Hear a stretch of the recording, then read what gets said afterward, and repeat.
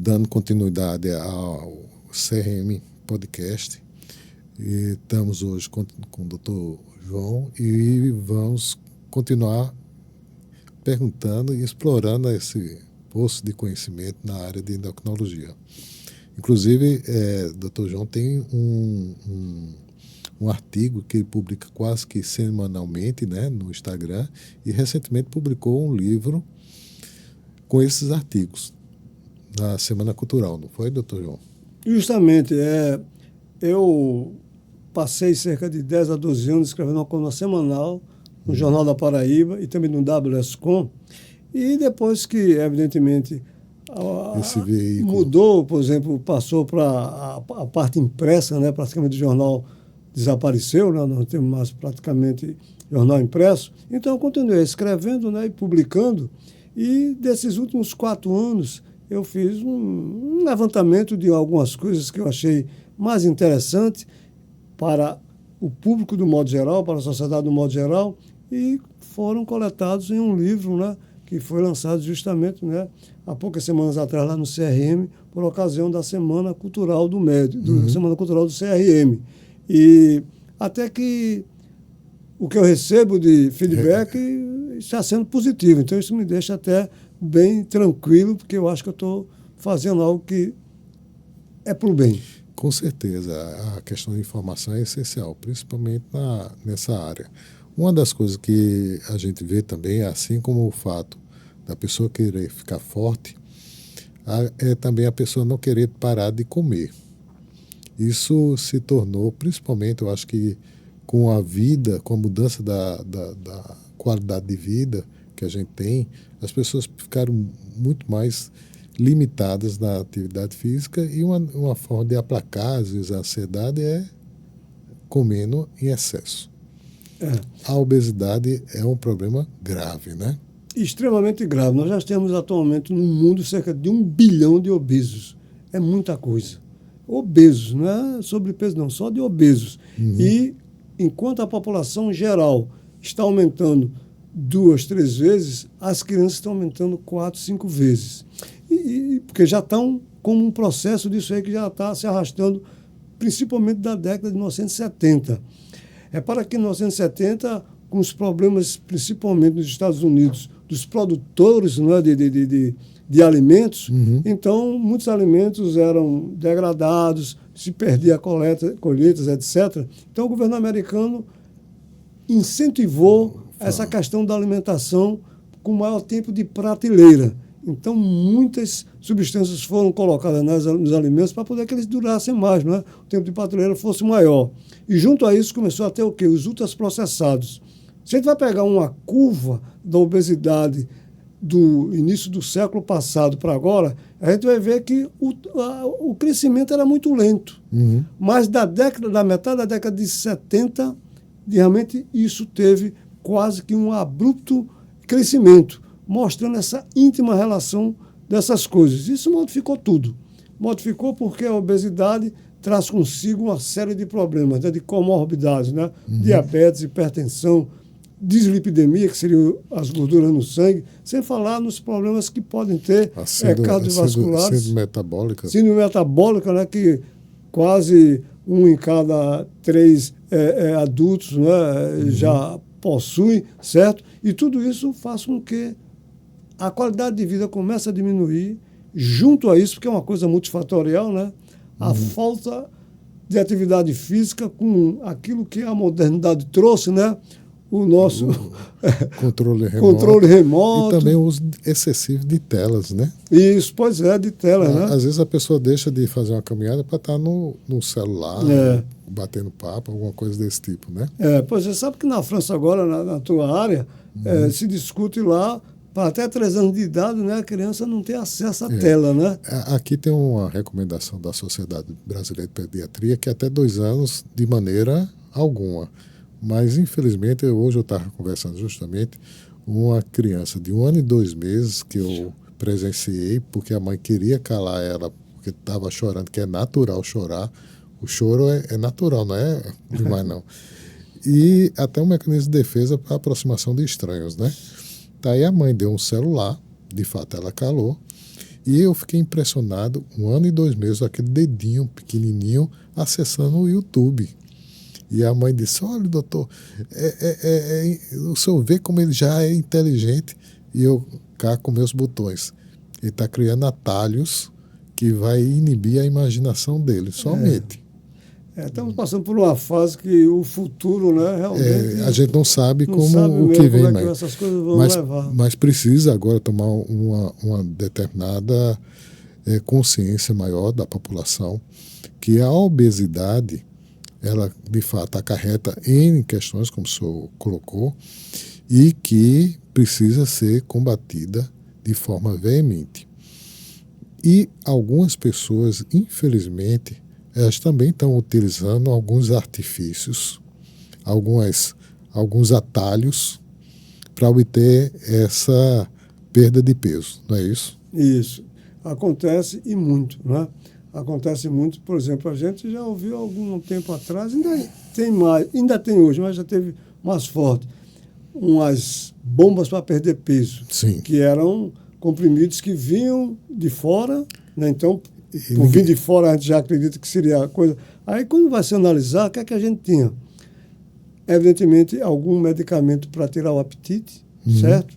Um outro medicamento para acalmar a pessoa, que esse remédio para tirar apetite, né? Para deixar tranquilo. Um outro para aumentar o número de evacuações, porque aí também... Perdia. Diurético, para poder urinar muito, claro que é perder peso. Desidratar. Então a gente faz, olha, perdi 5 quilos em uma semana. Ninguém sabe como é que foi essa perda de peso. Claro que depois essa coisa vai voltar.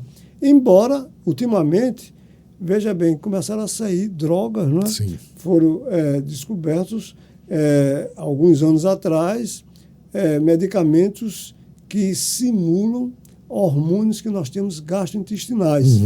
E veja que até algumas coisas meio interessantes. O indivíduo, quando se alimenta, ele libera alguns hormônios. Quando ele toma uma dose de glicose via oral, então libera alguns alimentos. Mas quando ele faz isso endovenosamente, quer dizer, coloca a glicose, alguns efeitos não acontecem quando é via endovenosa, daquilo quando acontece quando ele ingere. Oral. Então tem os chamados hormônios incretínicos, né? Aqueles que são fabricados no tubo gastrointestinal. E a partir daí começou-se a ver que existiam substâncias que podem mimetizar esses hormônios ou atuar no receptor desses hormônios, e justamente a febre atual está justamente com esses agonistas de GLP-1 e de GIP, né, que estão cada vez mais. Semana passada eu estive em São Paulo para um lançamento de uma dessas drogas que veio para competir com o que atualmente, né, está com todo o aparato, né, de fama, certo? Mas vai chegar esse e com uma possibilidade de potência ainda maior, certo? Eu até me preocupei no começo, porque eu digo, olha, eu estou introduzindo no organismo de alguém uma coisa para potencializar uma coisa que deveria ser normalmente potencializada. E isso sempre preocupa, né? Você está trazendo algo para mexer com o organismo. Mas os resultados até agora realmente é como alguém falou. Olha, quando eu faço uma cirurgia bariátrica, né, eu também corto parte disso, certo? E quando eu corto parte disso, o indivíduo, se ele seguir tudo direitinho, claro que tem efeitos adversos, mas se ele seguir tudo direitinho, não vai acontecer maiores problemas com ele. Vai até melhorar, né? Diabetes, hipertensão, colesterol, com a cirurgia bariátrica. E com esses novos medicamentos também, isso tudo está melhorando. Porém, tem uma questão aí que o senhor coloca bem, é a questão quando eu faço uma cirurgia bariátrica, quando já tentou de tudo e não obteve resultado. Então, é uma última medida, de fato, extrema, agressiva, que a pessoa tem que ter esse controle. Já na questão da medicação, ela pode, em algum momento, ser uma forma de prevenção, mas eu acredito que talvez não tenha ainda conhecimento total da dose adequada para cada indivíduo, para a questão do acompanhamento, para a questão das consequências, não é isso? É isso. E veja que tem pessoas que, quando tomam essas drogas, eu tenho pelo menos uns 4 casos de mulheres que tomaram e que tiveram crises, né, de vesícula e tiveram que ser operadas até de uma maneira rápida. Mas é claro que não é o dia a dia que a gente tem com isso aí, não. Os efeitos maiores é ligados à náusea, né, algumas vezes vômitos, certo? E por isso que tem que graduar essa dose. Mas muitos indicam, e nesse tinham algumas centenas de endocrinologistas lá em São Paulo, nesse final de semana, e muitos entendem que vai ser um tratamento revolucionário. Tratamento revolucionário, mas a gente vê aquela outra para quem, né? Porque, por exemplo, essa nova droga, o Zezapid, ela nos Estados Unidos, o tratamento mensal está em torno de $1.200. Isso tudo, hein? Dólares mensal. Aqui no Brasil, seria em torno de ela já foi aprovada pela Anvisa e se presume que ela fique em torno de R$3.000 por mês. Então, claro que isso aí limita, né, muito quem pode. Agora, o outro lado, eu estava pegando também essa droga agora que a gente pode até falar aqui, que não tem problema, porque todo mundo já conhece, o Ozempic, de longe foi a droga mais vendida no passado, no né? país. De longe. A segunda vem, Vem bem atrás. Mas muito bem atrás. Virou uma epidemia. Epidemia. E a questão, assim, tem a questão dos efeitos colaterais físicos, mas tem também a questão emocional, psicológica. Afeta. Afeta porque teve até alguns trabalhos mostrando isso aí não ficou estatisticamente feito como um resultado final. Mas algumas pessoas começaram também a ter até ideias suicidas, entende? Certo? Em pouquíssimos casos, mas houve isso aí. Então, sempre que fosse usar uma droga dessa, tem que fazer também alguma avaliação do aspecto mental, porque Sim, isso pode ser preocupante, certo? Mexer com a saciedade, né? Você pode estourar em outras coisas, né? Ir para outros porque locais. Às vezes é uma questão de compulsão e direcionamento. E a pessoa pode ter um viés aí. Pode ser mesmo. E às vezes, agora realmente quando você vai fazer aquele negócio benefício, né, e malefício, os benefícios estão muito acima, viu? Né? Muito acima. Mas, como o senhor bem coloca, tem uma população que ainda não tem, nem vai ter, nem tão cedo, acesso. E essa população, às vezes, se alimenta mal. Um obeso sempre é uma pessoa que não tem, digamos assim, um desnutrido, de alguma forma. E essas pessoas, elas comem a base, muito é carboidrato. E quando você fala de carboidrato, a gente pode deixar de falar de diabetes. Justamente, sabe que existem curvas já bem demonstradas entre o aumento da obesidade e o aumento do diabetes, né? Exato. Caminham extremamente juntas.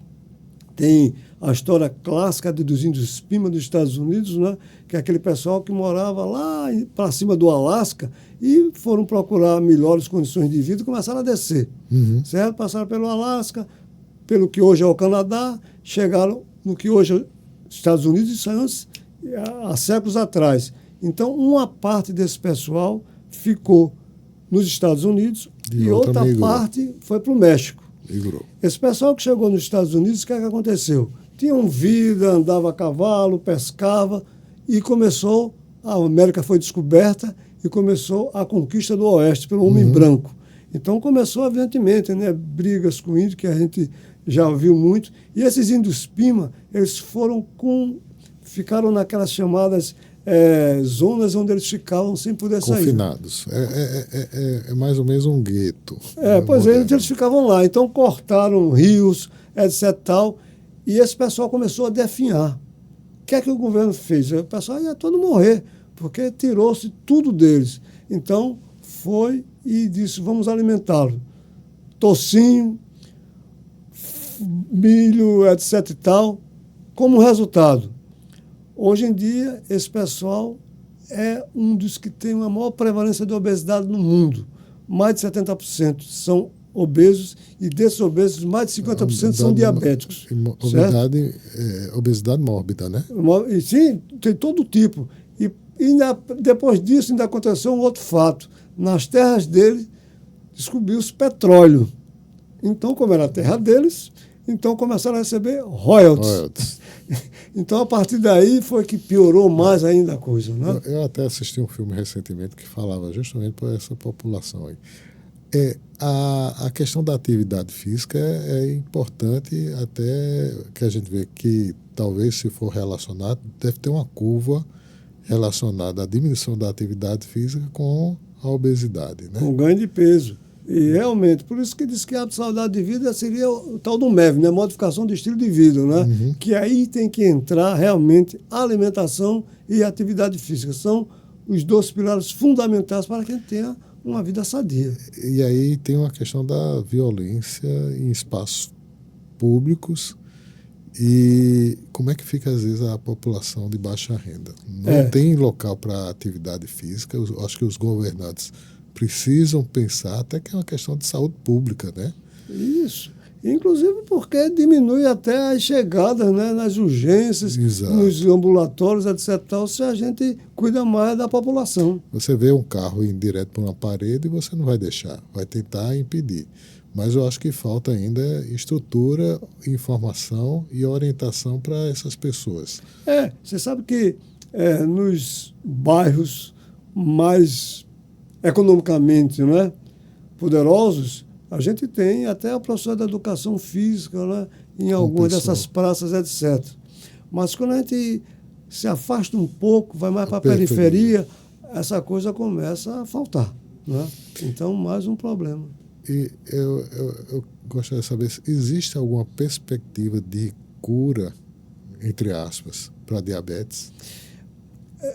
Quando a farmacogenômica e a farmacogenética começaram a aprofundar muito esses estudos, então a gente sabe que hoje em dia você tem uma doença que a gente chama monogenética, né? Monogênica, né? Quer dizer, de um único gene, que você tem cura dela, porque você vai atuar dela.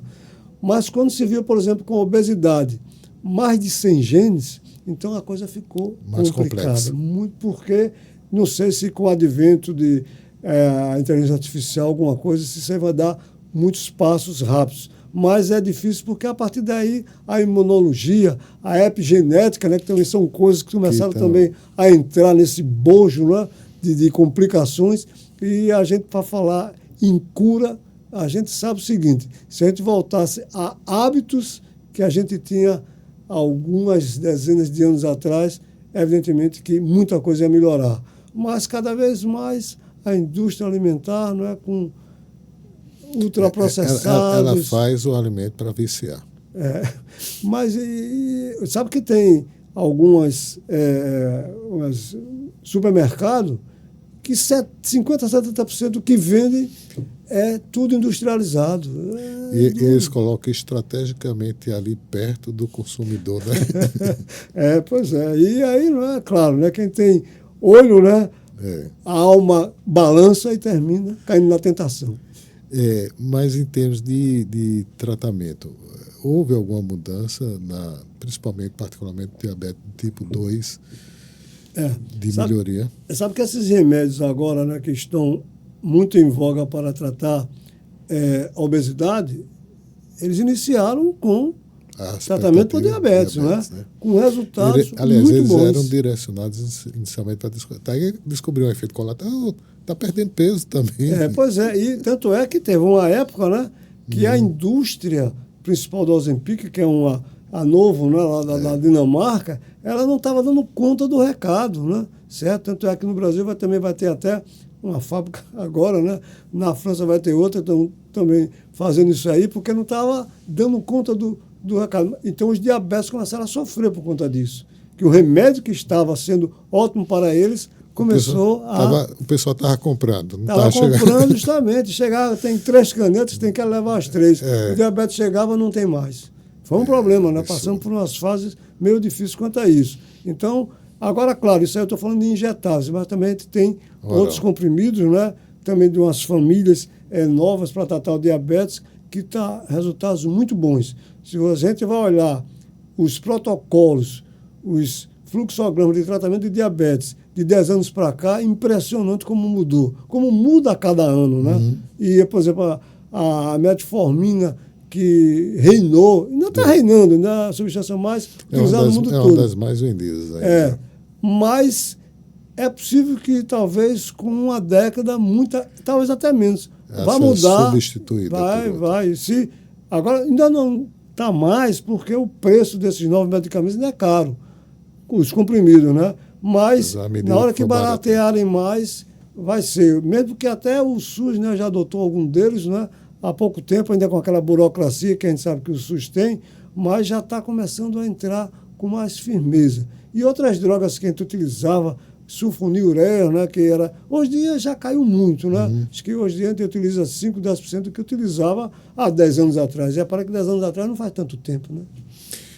Está muito bem, muito bom a nossa conversa, mas a gente tem um tempo e eu gostaria que o senhor fizesse um fechamento, principalmente para a população, um alerta, desse um recado para esse pessoal. O que eu gostaria de dizer é que a saúde é um bem insubstituível. E para a gente ter saúde, a gente precisa se cuidar, a gente precisa gostar de nós mesmos. Né? E a gente sabe que tem muitas coisas que chamam a atenção da gente para caminhar de uma maneira errônea.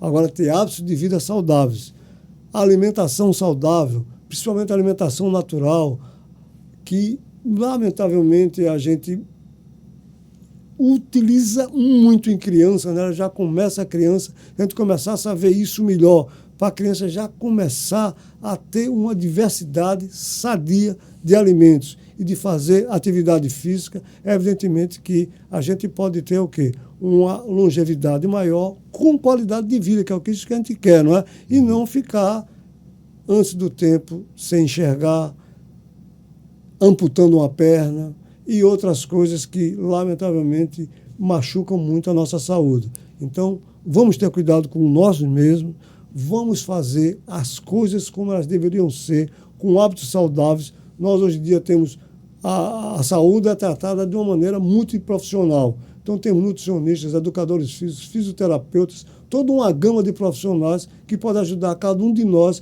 para ter cuidado com o nosso próprio corpo e ter, evidentemente, uma vida saudável. Doutor João, eu só tenho a agradecer pela sua participação e deixar aberto para outra oportunidade a gente continuar outras questões que são importantes na endocrinologia. Muito obrigado. Eu que agradeço, Cláudio, sempre à sua disposição. Ok.